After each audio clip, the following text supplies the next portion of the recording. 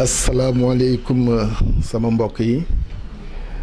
man la docteur Mamadou Badara Seck di pharmacien ma amoon yéene tey jii indi sama contribution ci waxtaan bi ñuy waxtaan jëmale ko ci feebar bi bees bi ñu dab xaw a lëmbe réew mi te daan ñuy jural fitna tiitaange bi nga xamante ne dafa mel ni dafay commencer ni indi yenn comportement ak yenn décision yi nga xamante ne yaakaaruñu ni moo gën ci askan bi yaakaaruñu ni moo gën ci réew mi situation bi bu ñu toll situation bi bu ni mel dafa jaadu ñu bañ am approche boo xamante ne dañ koy jël sous le coup de l'émotion wala par mimétisme c'est-à-dire toppandoo ñeneen ñi nañuy def ñu def ko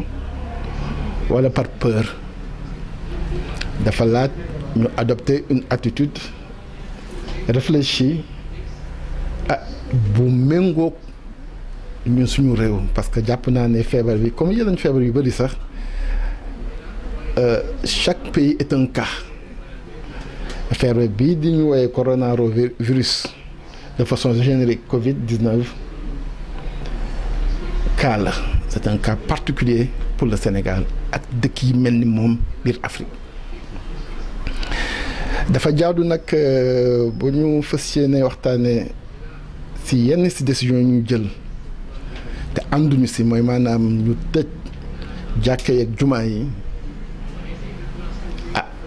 ñu wax nit ñi ñuy seetaan walla ñu ñuy déglu fu ñu ko teg ñu tàmbalee leeral benn mbir que ni feebar bi lu am la mu ngi tudd Covid-19 coronavirus disease 19 ñi ko tuddee loolu dañoo bañoon méngale feebar bi ak askan wala ab dëkk moo tax ñu tuddee ko Covid-19 coronavirus disease comme maladie 19 doomu jàngoro mu ngi woowee virus bu koy indi lu ñu isolé la identifié ko mu ngi tudd SARS-CoV-2 c'est-à-dire coronavirus du syndrome respiratoire aigu sévère type 2 parce que ma fàttali ni 2002-2003 amoon na beneen coronavirus syndrome respiratoire bu fi génnoon am nu mu mel ci àddina bi waaw lan mooy Covid-19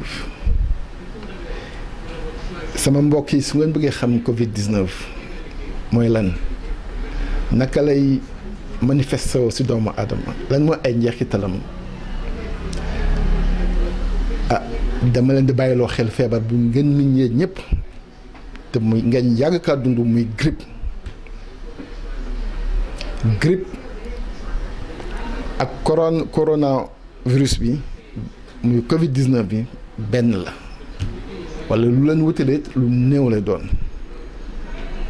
si doomu jàngoro bi leen di indi parce que ñoom ñëpp ñaari virus yu leen di indi yëpp ñoo bokk benn famille génomique. c'est des virus à ARN ñu leen di woowee des ribovirus ba ñu bokkee famille ba pare dañoo bëgg wëlbatiku doon ay virus à ARN monocaténaire c'est-à-dire daanaka ñaari virus yi ñoo bokk patrimoine génétique wala dañ kaa nuróole trop bu ñu weesoo foofu seen mode de transmission par voie aéroportée ou bien par voie manuportée ci kuddulat yi ñoo ko nuróole le tableau clinique yéen ñi yàgg am grippe maanaam ngeen dem consultation hôpital wala ngeen dem pharmacie jënd garab wala ngeen toog seen kër ba wër la ngeen naan yëg bu leen Covid-19 dalee moom ngeen di yëgaat peut-être à quelques nuances près maanaam ba ka ñuy sotti sa xët bi fièvre bi baat buy metti bi courbature yi douleur musculaire yëpp ñoo ko bokk te yemuñu foofu ñaari feebar yooyu parce que boo gisee njeexital complication ak loraange bi ñuy indi si doomu aadama daanaka ñoo ko niróole parce que ñoom ñëpp seeni complications c'est les complications respiratoires à type de pneumonie. grippe boobu noonu ma wax te ñu min ko lool Sénégal chaque année day am épidémie boo xamante ne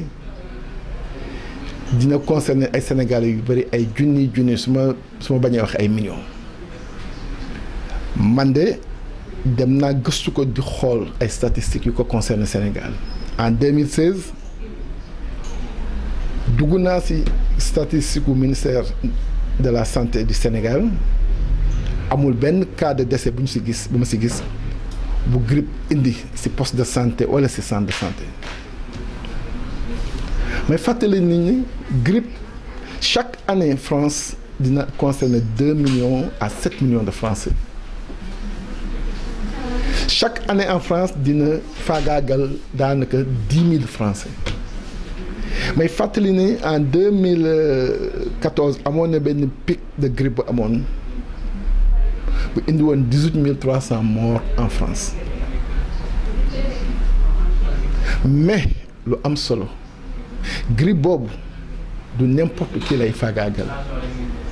grippe bi day fekk ku nekk mag ab senior am juróom benn fukk at ak li teg yooyu am feebar bu nekk ci moom muy feebar bu chronique muy diabète muy tension muy insuffisance rénale muy cancer muy luy wàññi système immunitaire doomu aadama mu dugg la faagaagal grippe boobu nag même si choix wu nit yi muy faagaagal daf kaa niroog Covid-19 ba ma ko gëstoo damaa dem xooli benn étude bu chinois yi def parce que Chine fa la mbir mi feeñee 11 février def nañ étude bu mag une étude d'envergure qui a concerné 72 314 cas étude boobu lu mu wane dafa leer dafa ne jàngoro bi amul xàjj ak seen si góor ak jigéen benn dafa ne jàngoro bi looy gën di dem si say at yu gën di kawe muy gën a faagaagal dafa wane ni 80% des personnes qui sont décédées du Covid-19 avaient plus de 60 ans 30% des malades se situaient entre 60 et 80 ans nga dem France ñoom it ñu recensé au 10 mars seeni cas 3/4 des personnes qui sont décédées en France ont plus de 75 ans nga dem Italie boo demee sur 2003 morts yu ñu étudié l'âge moyen des décès c'était environ de 79,5 ans donc 80 ans 5 victimes yu ñu am yu bokk ci tranche boobu dañu am ñu âge 31 ans 39 ans donc ñu mën a jàpp te muy lu leer lu ñu firndeel que ni Covid ci àddina ba fi ñu toll nii rayagul bébé rayagul adolescent benn xaleel bu atam nekk si diggante 10 ak 19 ans la rayagum ci àddina bi ñi ëpp ñëpp ils sont entre 70 ans te danañ fekk ñu feebar bu yàgg bu wàññi seen santé boo xoolee Afrique bi ñu concerné Afrique ba tey jii am na 600 cas dont 16 décès boo demee Égypte benn cas bu ma su jot a càmbar ab touriste allemand la 60 ans la am nga dem Algérie am nañu 6 cas 62 ans 51 ans 84 ans 51 ans 56 78 ans nga dem Maroc ñaari cas ñoo fa am de décès 75 ans 89 ans nga dem Soudan ñu ne ab cinquantenaire la ab préciser ñu at bi nga dem Burkina bi mujj xam ne mooy le premier cas de l'Afrique subsaharienne 62 ans la soxna si am te dafa amoon diabète léegi mu jaadu ñu taxaw laajte naam feebar bi am na naam complication bi lu wër la ñiy feebar yëpp ñi faatu ñëpp ci Covid-19 est-ce que Covid-19 moo leen rey directement est-ce que dañoo am complication seen feebar yi leen sonaloon depuis longtemps est-ce que ci statistique ñuy joxe attention dugaluñu si des morts liées à la grippe parce que actuellement ba léegi l'épidémie de grippe court partout dans le monde. su ma synthétiser dañuy mën a jàpp benn que ni feebar bi lu am la feebar bi yéen ñi may déglu damay seetaan jàpp leen ni moo grippe luy grippe di def si yéen moom lay def si yéen jàpp leen également que ni reyul xale c'est ay mag rek lay rey ñu si ëpp et lu mat lu neex a comprendre la bu jëlee Chine bi nga xamante ne fa la feeñee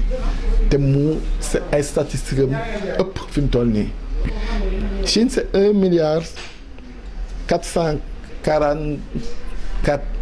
1,444,800,000 habitants en 2019. C'est une population vieillissante. 10,9% de cette population chinoise a plus de 65 ans. Def leen le ratio pour voir le nombre de personnes âgées en Chine nga corrélé ko ak le nombre de décès. nga dem Europe actuellement le foyer s'est déplacé en Europe, ça se comprend puisque c'est une maladie bu ma leen wal nii c'est intimement lié et intrinsèquement lié à l'âge et à l'état sanitaire des patients. L'Europe étant une population constituant une population essentiellement jeune, il est aisé de comprendre qu'aujourd'hui le foyer soit déplacé en Europe et je vais vous donner des explications. boo jëlee dëkk bu mel ni Italie, France ak Europe occidentale du nord yëpp l'âge médian actuellement à leur niveau c'est plus de 40 ans. Italie bi nga xam ne fi mu toll mooy deuxième foyer maladie bi ak nombre de décès yi fa am. L'âge médian en Italie c'est 47 ans léegi mu laaj nag léegi taxaw seetlu est-ce que ñun dëkk bu mel ni Sénégal bi nga xamante ne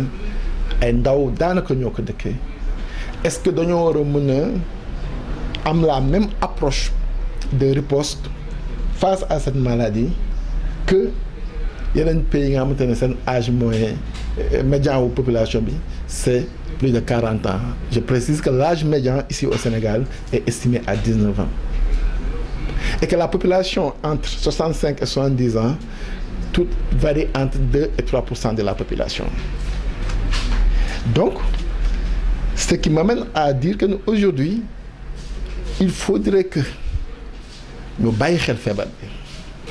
mais il y a une peur qui ne se justifie pas et baax na ñu tënku ci orientation yu ñu OMS jox baax na ñu xool ñeneen ñi la ñuy def lu ci baax ñu jël ko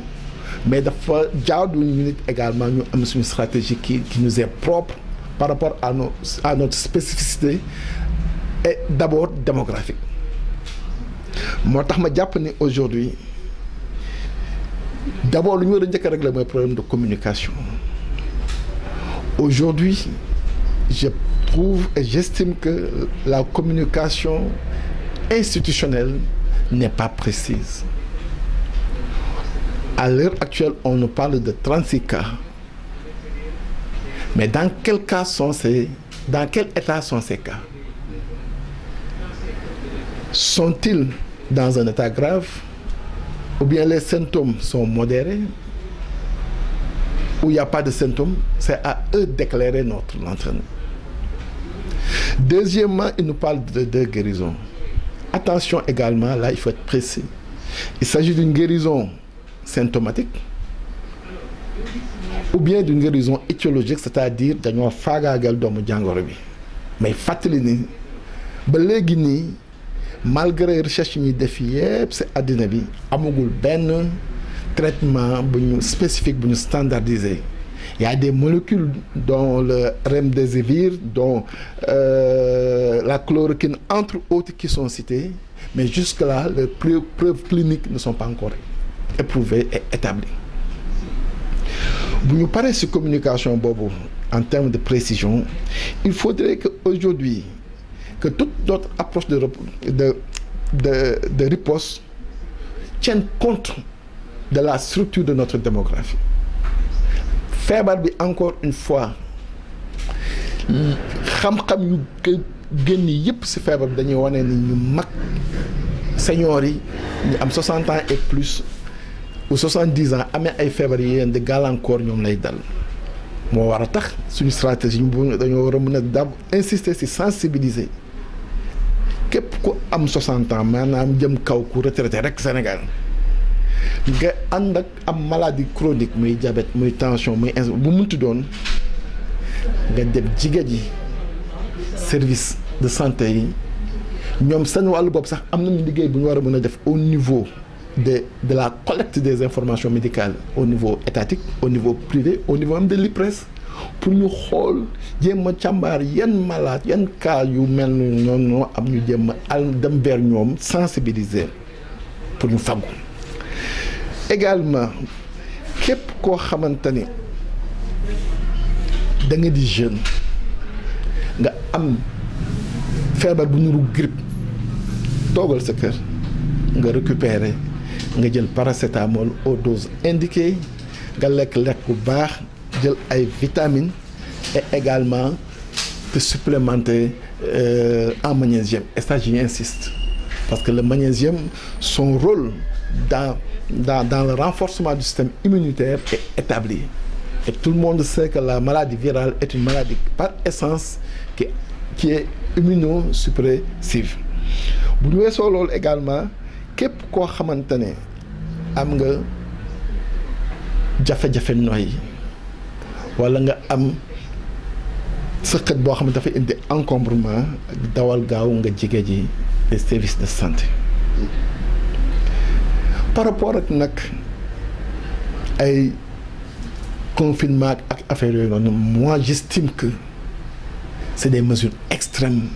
yoo xamante ne qui ne se justifient pas. Attention, ne cédons pas à la peur. Attention, ne cédons pas à la peur. Attention, ne cédons pas à la peur. Et mesure bu ñuy mënti jël rek nañu xool njeexital bi au plan économique au plan clinique ñun dañu ay dëkk yu néew doole on a tout à construire bokk ñoog dëkk yi nga xamante ne ils ont des ressorts de solidarité ils ont réglé les fondamentaux ils ont suffisamment de moyens pour faire face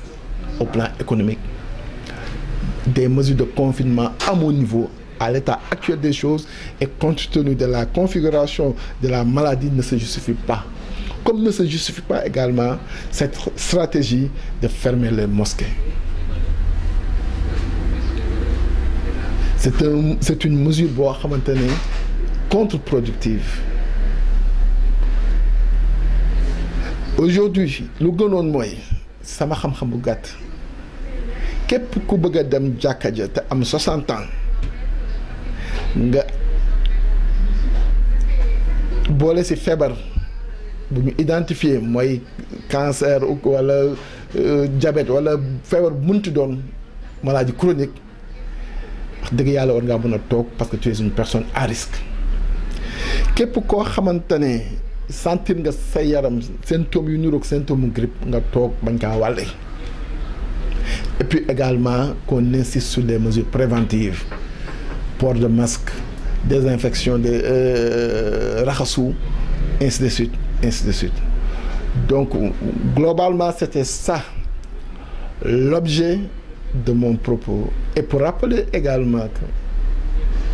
tubaab yi nga xamante ne ñooñu gën a exposé parce que c'est des populations vieillissantes et am nañu ay cas de décès teewu leen bu ñu amee activité bu leen ñor ñu ngi koy def dimanche passé la France malgré ces cas de décès a tenu à organiser ces élections boo demee États-Unis également ba tey ñu ngay continuer di def seen primaire yi donc rien ne justifie aujourd'hui que Sénégal ñu tëj ay jàkka wala ñu wax ay confinement non c'est une maladie qui est là qui existe qui est réelle qui fait des victimes yàlla àtte na ne d'après une certaine littérature on est moins exposé en raison de la nature de notre population qui est une population essentiellement jeune maa ngi sant ñëpp di gërëm ñëpp di ñaan wax ji yàlla na doon wax juy jëriñ bu bokk ñu ñëpp te yàlla doole ñoo musal ci feebar bi